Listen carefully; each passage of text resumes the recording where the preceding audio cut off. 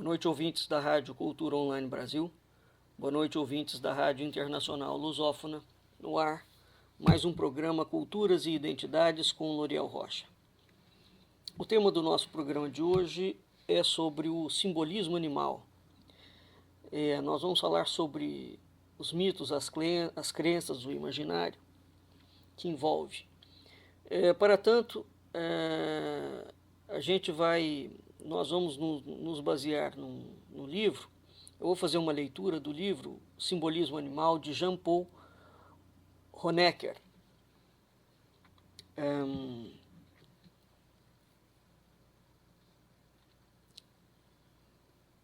Desde sempre, em todas as culturas, nós encontramos uma associação entre os deuses, os homens e os animais. Muitas fábulas morais, fábulas espirituais inclusivamente, lançam mão dos animais como protagonistas, não é? Para fazer referência a uma moral boa ou uma ausência de moral no ser humano. Os animais são retratados das mais diversas formas. São seres inteligentes, têm um coração brilhante, às vezes são ardilosos. Enfim, eles são apresentados de diversas formas, né? O animal age sempre por instinto. O homem é um animal. É preciso lembrar disso, né? Platão categorizava o homem como um bípede implume. Portanto, é uma ave sem pena, né? Desprovida de pena, não voa. Quando nós lemos as literaturas com cuidado, sobretudo as literaturas míticas e religiosas, os animais têm um direito divino. É interessante isso. Por outro lado, nós também vemos que alguns desses animais perderam os seus direitos divinos, bem como o homem, no caso, quando é expulso do paraíso. E perde exatamente por conta de atos antinaturais. Atos esses que são explicitados através de uma personalidade cobiçosa, vulgar, especificamente voltada para o mundo material e que rejeita todas as riquezas do espírito, né? Então, enquanto o animal age por instinto, o homem age por instinto, mas também pela razão. De todos os animais, o homem é o único animal que é o predador da sua própria espécie e também é o predador de outras espécies. Nós temos também a presença dos animais nos bestiários, na mitologia, na literatura, no fabulário, na alquimia, na cabala. Tem uma iluminura muito interessante, uma iluminura persa do século XV, onde Alexandre Magno se encontra com uma árvore falante. E essa árvore falante tem uma característica muito curiosa, porque ela está cheia de cabeça de animais e de seres humanos. O homem aqui colocado como um animal, né, junto com os outros animais. E essa árvore profetiza a morte de Alexandre Grande, num determinado momento, em razão da sua ambição, né?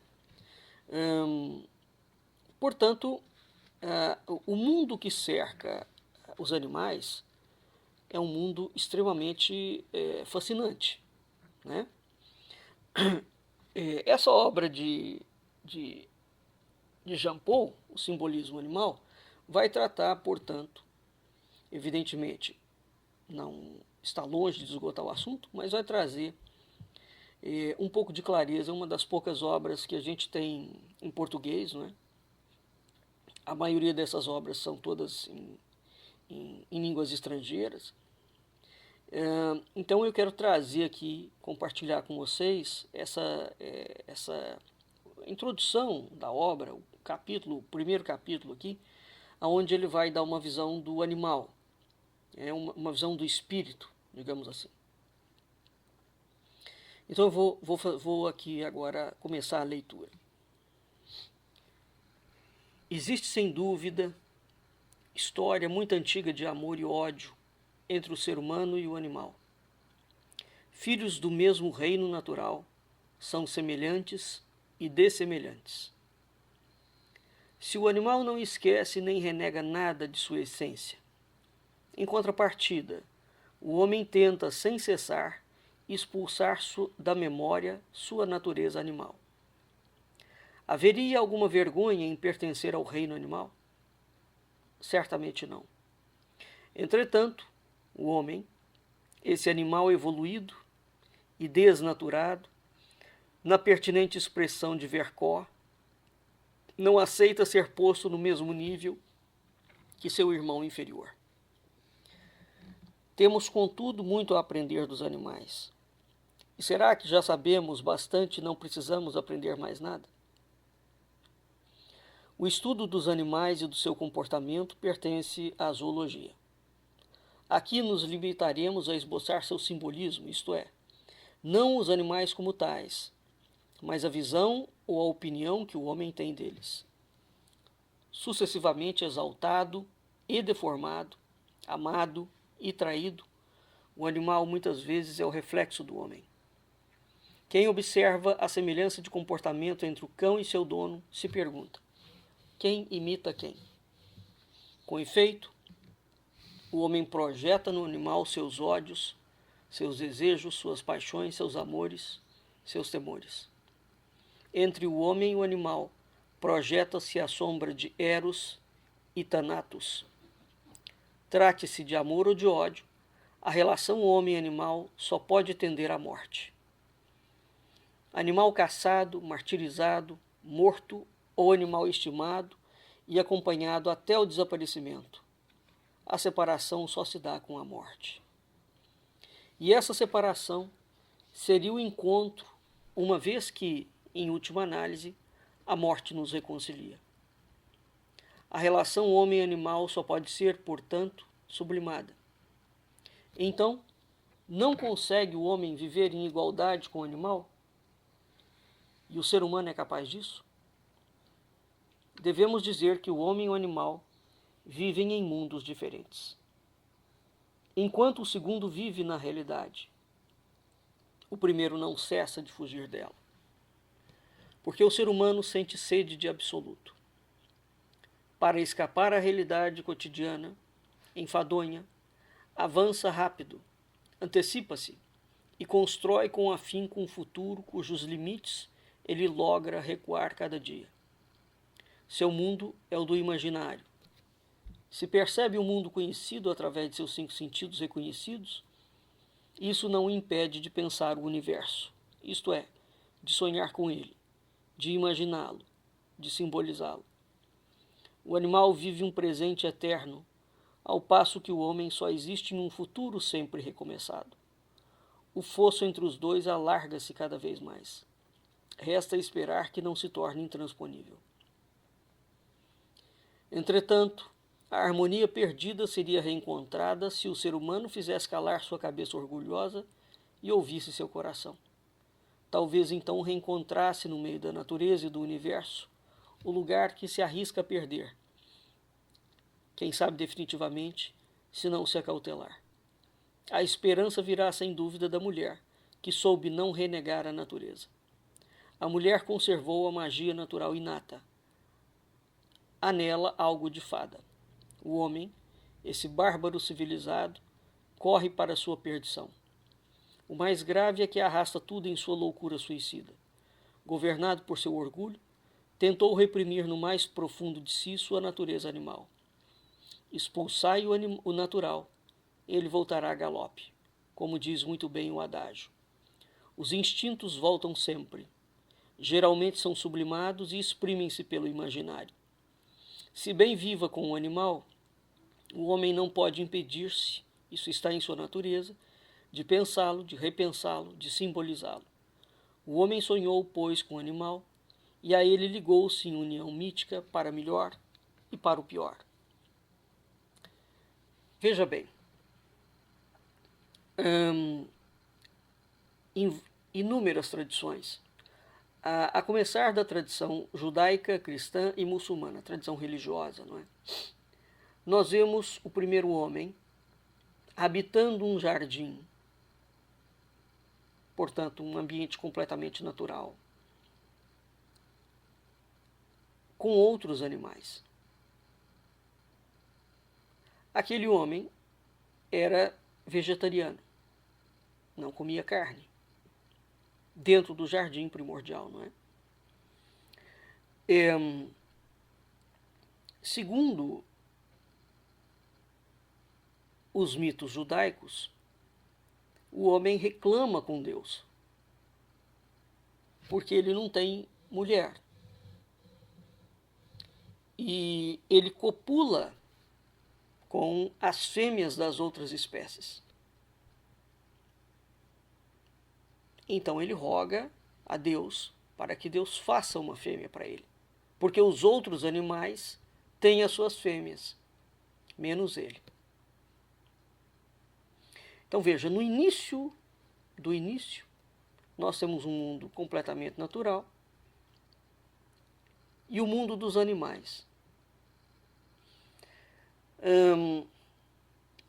A tradição indiana está repleta de animais, não é?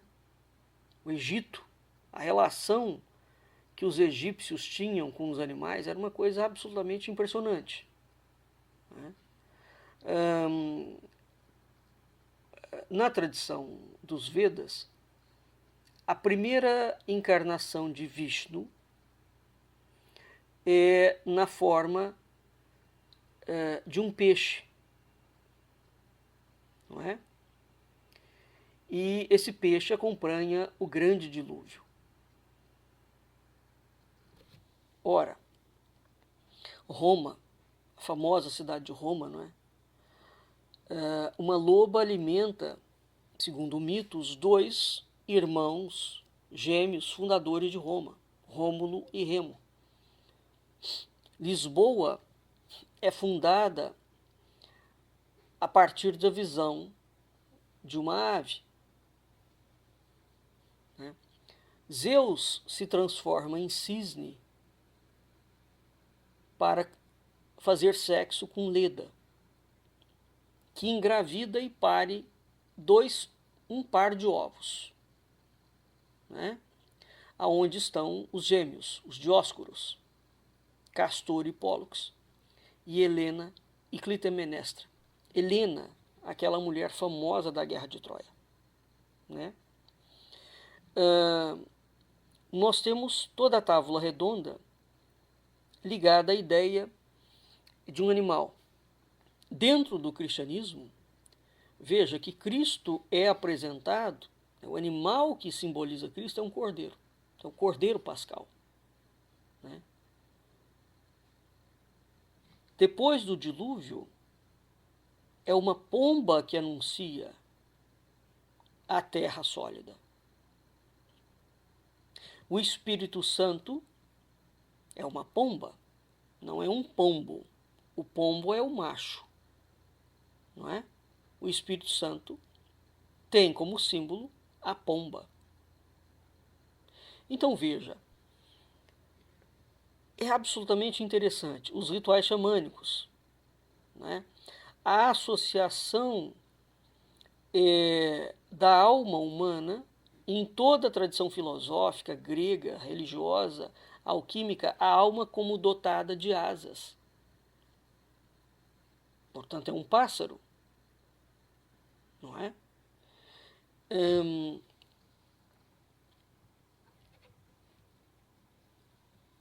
essa questão da ligação do homem com o animal é, de fato, uma ligação que ultrapassa a mera carga simbólica. Ela é histórica, ela é religiosa, ela é metafísica.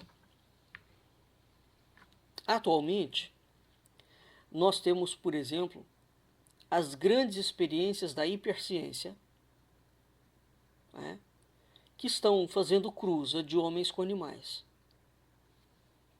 Já há muito tempo, a gente tem, por exemplo, a utilização de rins ou de fígado de animais para transplantes em humanos, né? Então, a ciência vem avançando nesse sentido, de um cruzamento interespécies. Isso sem falar, por exemplo, na zoofilia, nos casamentos entre homens e animais. Aqui eu não estou entrando no mérito nem na moral da questão. Estou dizendo que o reino animal está sendo trazido para dentro do arcabouço jurídico do mundo humano. Não é? Quer dizer, se um homem pode casar com um animal, ele não pode ter filhos, não há prole aqui, né? Não há fertilidade alguma nessa descendência. Então, qual seria efetivamente a lógica que estaria por trás deste tipo de legalização? Entre dois animais, são dois animais, uma espécie quando cruza com a outra, nenhuma espécie quando cruza com a outra gera filho na outra espécie. Não é só um caso do homem com os animais, né? De modo que essa situação é uma situação realmente que deveria nos levar a uma reflexão, né? Há aqui uma ideia de um recomeço mesmo. E a ciência, a hiperciência e a política moderna estão trazendo essas discussões que povoaram durante séculos as grandes e eruditas discussões filosóficas, científicas, religiosas, políticas do mundo. Agora, nós estamos voltando a discutir esta relação. E a população ainda não percebeu isso, né? Está achando que isso é simplesmente um movimento passageiro. Não, não é um movimento passageiro. É algo que veio e está vindo para ficar. Então, o que está acontecendo hoje no mundo, com o auxílio da hiperciência, não pode mais ser categorizado como uma categoria do imaginário. Não é? Passará a fazer parte. Quando aconteceu da realidade humana, quando aconteceu uma exposição no Rio de Janeiro, que correu o Brasil, parte do Brasil foi a São Paulo, chamado Consciência, eu havia feito, fui à exposição, filmei parte dela e coloquei, disponibilizei e recomendei aos alunos que fossem vê-la, porque era exatamente uma exposição de hiperciência, onde ali mostravam os experimentos que já estavam sendo feitos, mundo afora, uma exposição científica, entre homens, animais, vegetais e minerais. Tá? Bem, voltando aqui. Desde todos os tempos, os homens pretenderam atribuir a si próprios origens extraordinárias e fabulosas, seja enquanto espécie, seja enquanto indivíduos. Aqui vamos lembrar, por exemplo, o livro não fala isso, mas eu quero recordar, que o sistema de brasonamento, né, a nobreza, o brasão heráldico, além de tem uma carga simbólica fortíssima, e os animais estão presentes. Vamos nos lembrar, em Portugal tem, no Palácio Nacional de Sintra, no último andar do palácio, tem a Sala dos Brasões que Dom Manuel mandou construir. São 72 brasões com animais, com cervos, carregando os escudos, brasão de armas, das 72 principais famílias portuguesas. Esse palácio é curiosíssimo, porque ele tem uma série de salas completamente, toda em azulejaria, algo absolutamente espantoso, completamente voltado para a linguagem animal. Né? A gente tem pássaros, a gente tem cisnes, a gente tem cervos e vai por aí afora. Que ligação é essa, atávica, do homem com o animal? Né? Então, voltando.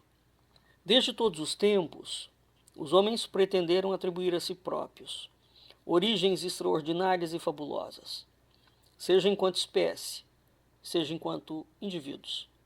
Se numerosos mitos nos mostram o primeiro ser humano moldado com argila e animado pelo sopro divino, muitas lendas associam o nascimento do homem aos animais. Os casos são muitos, mas citá-los seria fastidioso e inútil.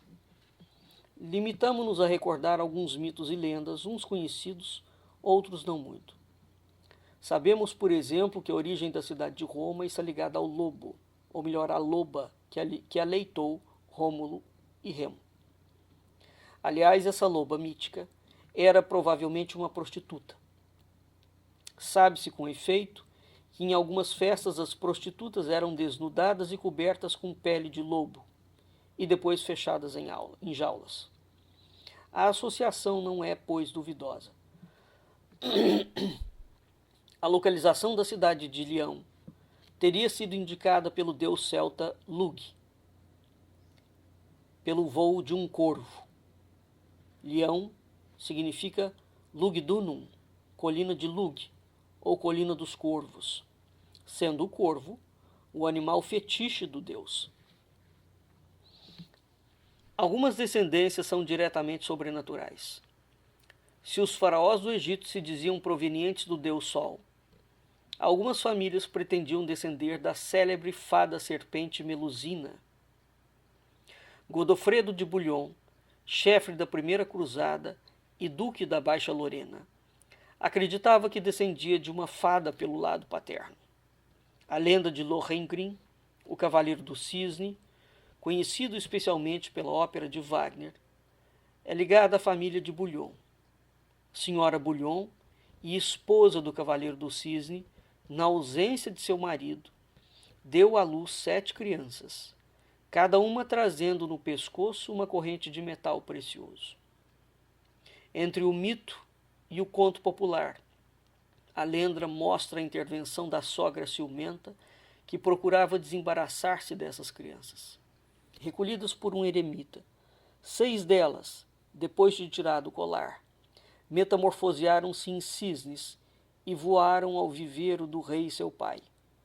O 7º defendeu com coragem sua mãe, atirada no calabouço. Vamos lembrar que Lohengrin, né, é um dos elementos primordiais do tema do Graal. Então, as cruzadas e, sobretudo, o início da Ordem do Templo, né, e da reconquista de Jerusalém está ligado a Godofredo de Bouillon e a esse mito do Graal. Não é? Voltando. Esses parentescos talvez surpreendam, mas se deve compreender que o mito não se embaraça com considerações realistas. Me esqueci aqui. Godofredo de Bouillon, toda aquela história está ligada estará ligada diretamente a Bernardo de Claraval, né, e a Ordem de Cister. Tá? Portanto, a gente tem aqui o mito do Graal, e o mito do Graal é uma simbologia fortíssima dentro da tradição islâmica. Fortíssima. Não é só na tradição cristã que nós temos, hein? Voltando. Esses parentescos talvez surpreendam, mas se deve compreender que o mito não se embaraça com considerações realistas. É todo voltado ao maravilhoso. O importante é causar admiração e forjar para si uma ascendência fabulosa. Isso não é muito bem verdade, tá? Nós temos um Damião de Góes, que foi cronista régio. Deixa nos seus escritos, cronista régio da coroa portuguesa, deixa nos seus escritos que o rei Dom Afonso III, se não me falha a memória, tem um documento, ele cita um documento, onde o rei Dom Afonso III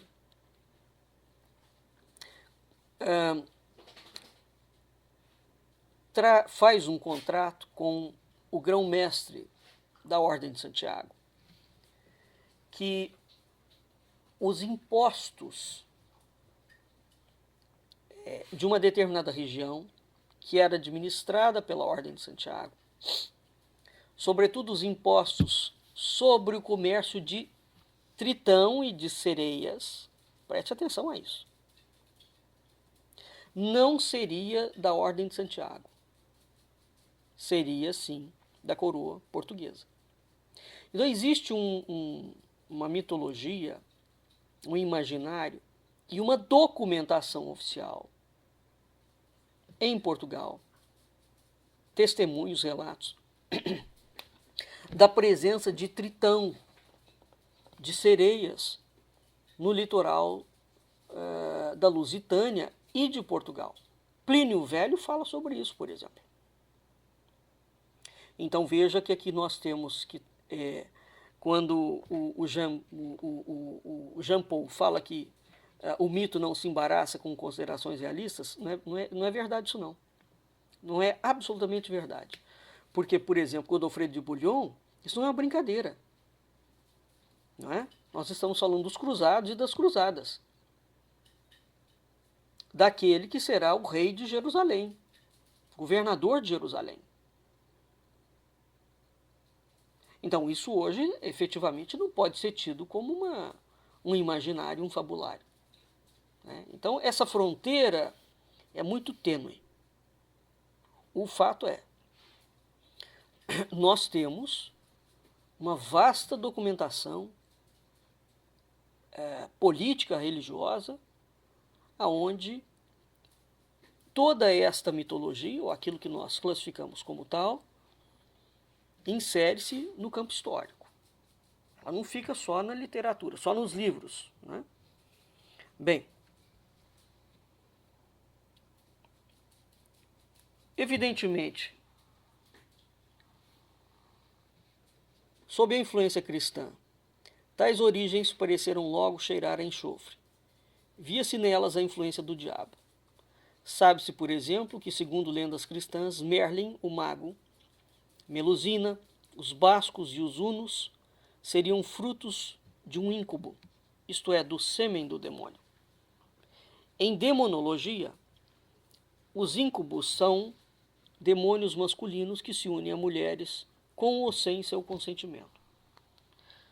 Seus correspondentes femininos, os súcubos, unem-se a homens. Originário, ao que parece, da mitologia hebraica, o íncubo, segundo Gênesis 6:1-4, seria capaz de gerar. O íncubo tomava qualquer forma. Assim, Madalena da Cruz, abadesa diabólica de Córdoba, haveria tido por amante um íncubo fauniano com pés de bode. Vamos lembrar daquela lenda, né, que Antônio Herculano deixa escrito, que ele faz uma recolha, da dama de pés de cabra.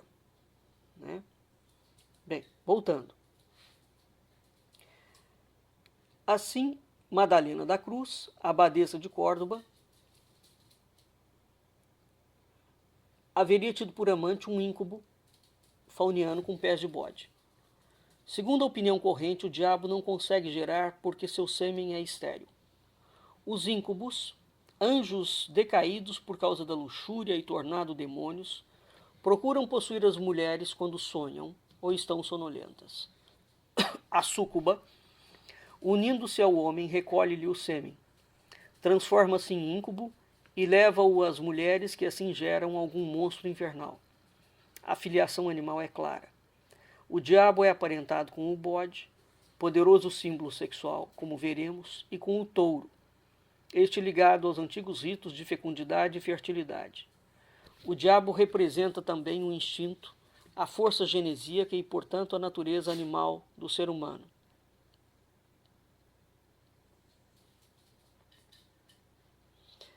Segundo a tradição oral,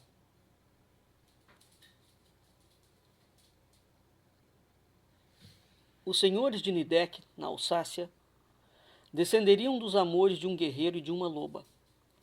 Pretendeu-se que nessa família, de 100 em 100 anos, uma criança uivasse desde o berço como lobo. O terrível Gengis Khan pretendia descender de lobo azul, chamado Borte Tico, que se teria unido a uma corça fulva, Coai Maral. Se o lobo intervém na criação do ser, ele, enquanto macho, é só o princípio fecundante e não assegura, portanto, o nascimento e a edificação do ser. Na Europa, esse aspecto é assumido principalmente pela loba. O caso mais conhecido é o da loba que amamentou Rômulo e Remo. Na mitologia grega, Leto transforma-se em loba antes de dar à luz Artemis e Apolo. O princípio masculino está, contudo, presente muitas vezes na forma de pássaro, que então substitui o lobo.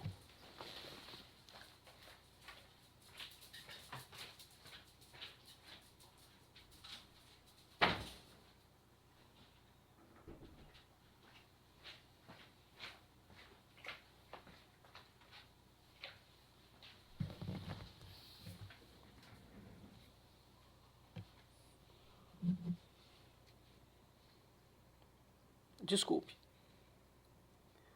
Na mitologia grega, Leto transforma-se em loba antes de dar à luz Artemis e Apolo. O princípio masculino está, contudo, presente muitas vezes na forma de pássaro, que então substitui o lobo. Assim, um pica-pau, que é o pássaro profético consagrado a Marte como lobo, ajuda a loba a alimentar Remo e Rômulo e protege-os. Sua mãe, Reia Sílvia, lembra a deusa Reia, esposa de Crono ou Saturno ou Hécate, que se muda às vezes em loba, como a deusa celta Morrigan. Segundo uma lenda relativa a Merlin, este teria sido gerado por um pássaro. Depois foi batizado pelo eremita Blaise, como lobo, o qual vivia na floresta em companhia de um lobo cinzento. Pretendeu-se que às vezes o mago se transformasse em lobo. Segundo uma tradição turca, Kunmo, rei dos Vuzven, abandonado ao nascer, teria sido alimentado por uma loba e um corvo. Sabe-se que algumas dinastias turcas e mongóis atribuem a si como origem um lobo ou um cão. Mileto, herói epônimo e fundador da cidade de Mileto, na Ásia Menor, filho de Apolo, segundo as lendas, teria sido alimentado por uma lobo.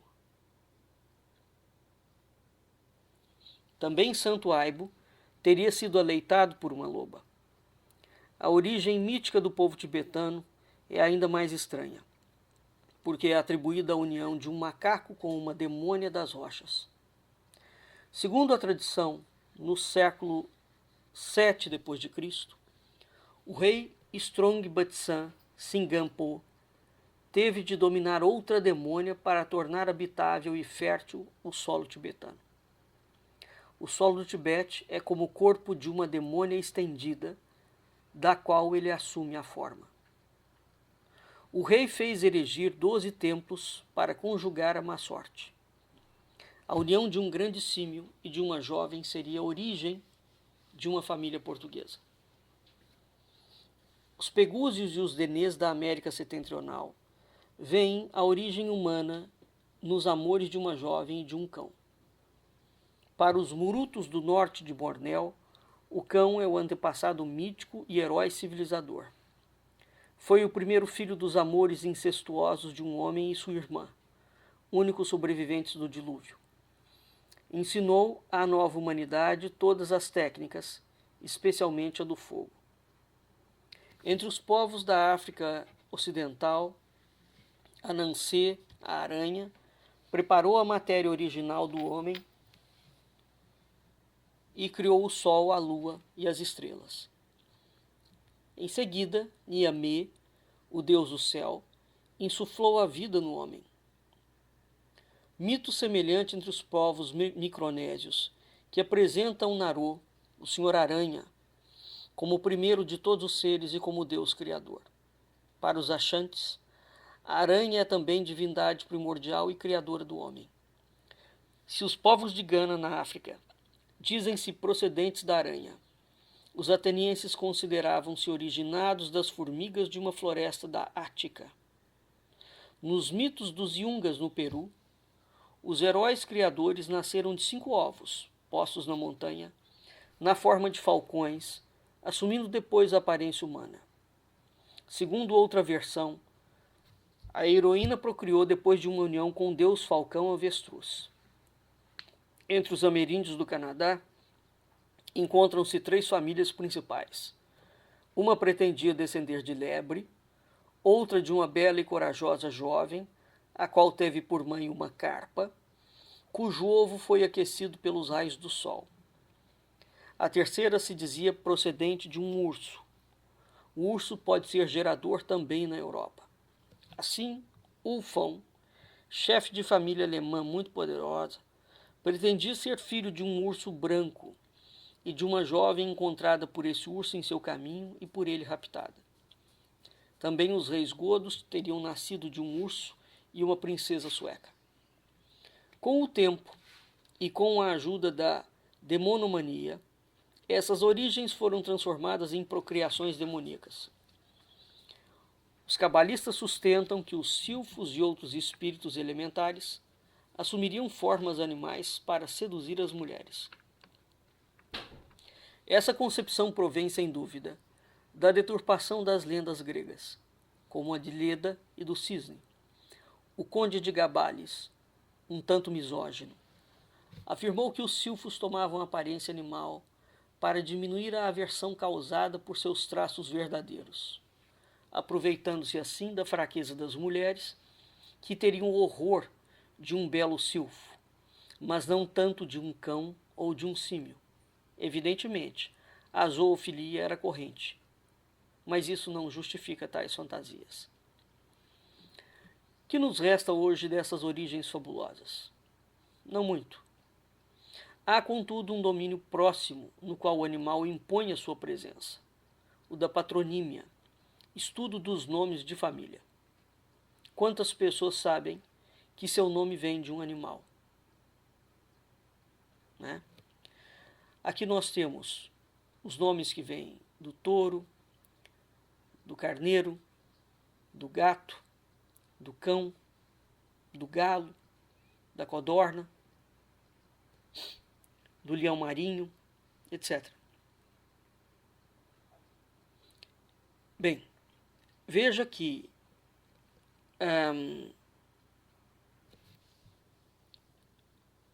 a vastidão histórica, não é, do mundo dos animais e a relação que esses animais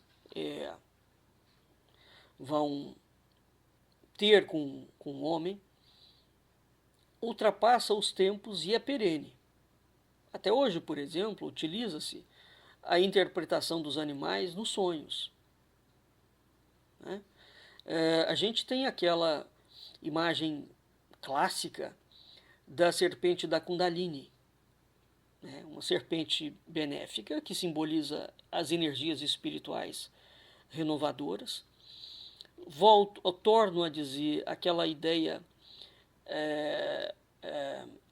também igualmente clássica dentro do simbolismo religioso de Cristo como bom pastor, né? Então, é aquela imagem em que Cristo aparece carregando um carneiro ou um cordeiro sobre os seus ombros. Todas as catedrais góticas, a entrada das catedrais góticas é guardada por animais, fabulosos em sua grande maioria. Os 4 evangelistas são 4 animais, né? Os 4 animais do sonho de Ezequiel. Então nós temos crenças ligadas aos animais, magias, feitiçarias, presságios, os sacrifícios animais, ritos purificatórios de povos, como por exemplo a tradição dos judeus e do bode expiatório, né? A tradição filosófica e política também do bode expiatório. Você escolhe uma pessoa e ela passa a ser enxovalhada publicamente para evitar a visualização de um outro cenário, né? Nós temos os animais eróticos, nós temos os animais solares, os animais noturnos, os animais do diabo, né? Nós temos a chamada animalidade maldita. Nós temos vários demônios em formas de animais, deuses em formas de animal, ou de metade animal, metade homem. Nós temos os grandes estudos de ontologia que vigoraram até o século XIX, estudo de filosofia mesmo, né? Que estudavam esta relação entre os homens e os animais e os símbolos da natureza, os elementos da natureza. O ar, a água, a terra e o fogo.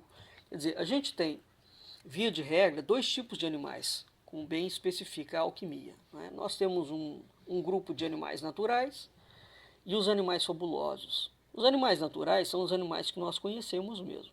Cachorro, papagaio, gato.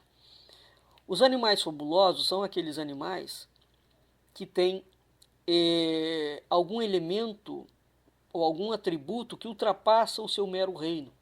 Quando você pega, por exemplo, o cavalo, o Pégaso. O cavalo, que é um animal natural, não tem asa. O Pégaso é um cavalo alado. Portanto, o Pégaso teria, através da asa, anexado o elemento ar nele, né? O dragão, né, é um outro animal fabuloso. Então, o que caracteriza um animal fabuloso? Ou os animais, alguns dos animais do mundo mítico. O animal fabuloso é exatamente um animal que tem uma mistura, ou de ar, ou de terra, ou de fogo, ou de água. Embora nós tenhamos muitos animais na mitologia que não aparecem formalmente, né, anexado a outros elementos, mas eles são capazes de fazer uma metamorfose. Portanto, isso os configura, né, os caracteriza como animais fabulosos. Tá certo? Então, esses estudos são estudos assim absolutamente fascinantes, né? E nós vamos encontrar todos esses estudos em todos os povos do mundo. Veja aqui aquele caso, o conto clássico, né, do Chapeuzinho Vermelho e da Vovó Lobo, né? Branca de Neve. A rainha manda um caçador é quem caça animal, arrancar o coração da Branca de Neve, né? Então, os animais têm uma representação artística, simbólica, onírica, profética, né, iniciática, alegórica, moral, espiritual. Há uma profusão de símbolos dos animais nas religiões, na política, na filosofia, que sublinha não só a importância desse símbolo, bem como o quão importante é estudar o símbolo e integrá-lo à vida humana, né? O conteúdo psíquico do ser humano é simbólico, né? Então, essa ideia da alma animal, parece, segundo a psicologia, é uma condição para a unificação do indivíduo e, ao mesmo tempo, para a plenitude do seu pleno desenvolvimento, do seu desabrochar, né, do seu equilíbrio interior. De modo que, quando nós olhamos para todo este universo simbólico, ao invés de desenhar dos relatos lendários com aquele sorriso de canto de boca, seria prudente nós olharmos para esses relatos com outros olhos,